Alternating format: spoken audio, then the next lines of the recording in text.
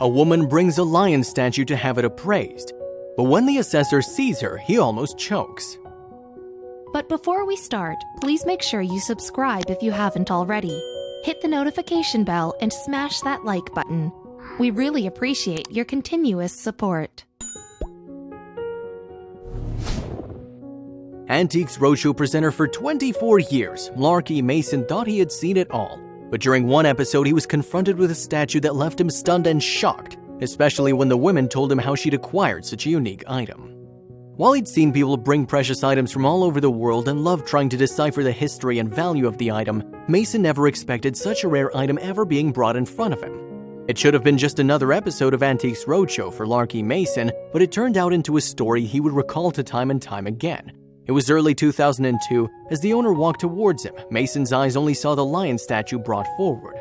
He'd spent a lifetime learning and teaching about antiques, especially from China, so if anyone could find out more about the unassuming statue, it was Mason. And just by simply looking at it, he knew the owner had no idea how valuable of an item she was holding in her hands. The first question Mason asked was how did she get it, but the answer wasn't as simple as the question. It seemed the statue's been in the owner's family for a long time, and her early memories of how it came to be in her family are pretty murky. My grandparents picked it up. They traveled a lot in China, she said.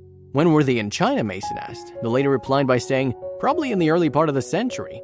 Where have you had this since then, Mason asked. My mother's had it in her house, and since then I inherited and brought it west, she said.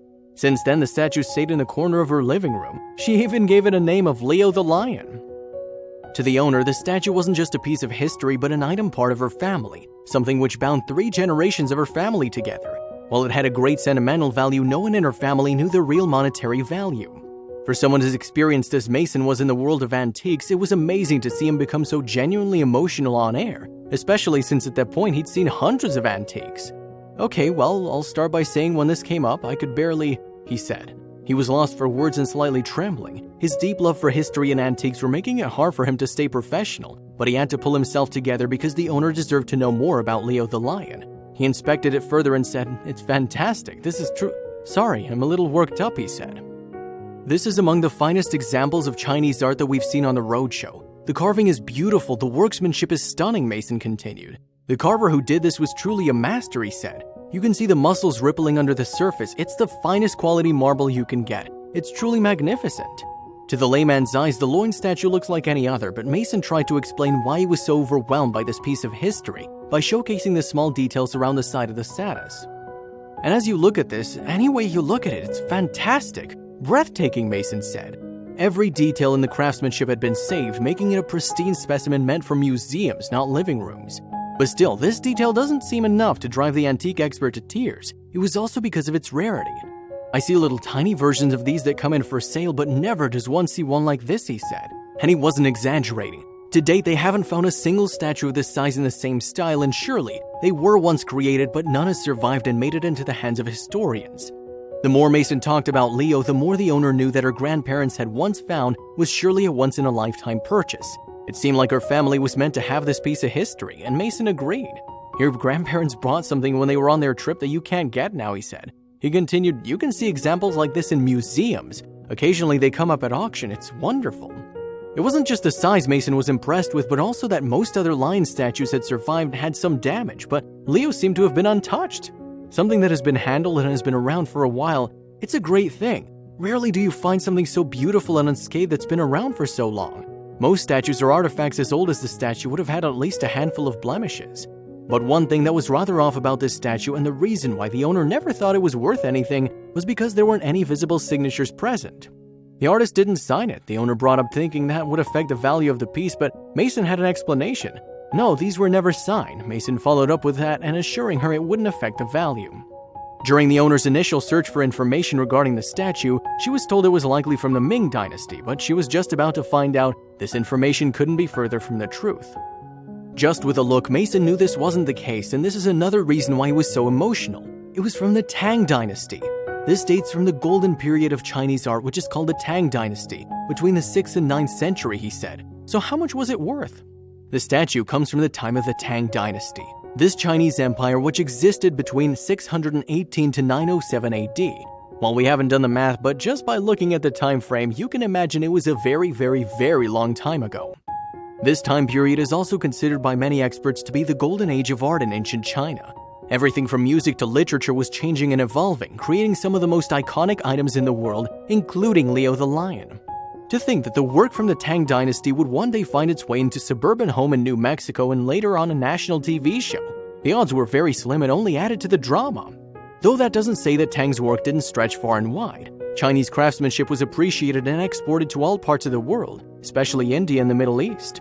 The lion statue is just a hint of the real beauty of that majestic time. While many more sculptures can be traced back to the Tang Dynasty, mostly they're dotted around China and rarely make their way to the West.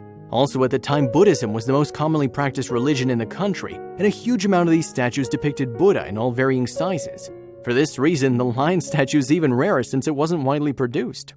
Another example that will provide more context to how important Leo was to history is to know that recently the Longmen Grottos, a cave system depicting Chinese Buddhist carvings, was turned and given World Heritage status by the governing body of UNESCO. So that's pretty important. The carvings were referred to as an outstanding manifestation of human artistic creativity for their size and magnificence, and this lion statue was created somewhere during the same time. When the lion statue resurfaced, it surely made headlines inside the Antiques Roadshow community. On the official website of the show, Larry Canal, who's the editor-in-chief, said the lion is one of, if not the greatest and most important antiques to ever pass through the show.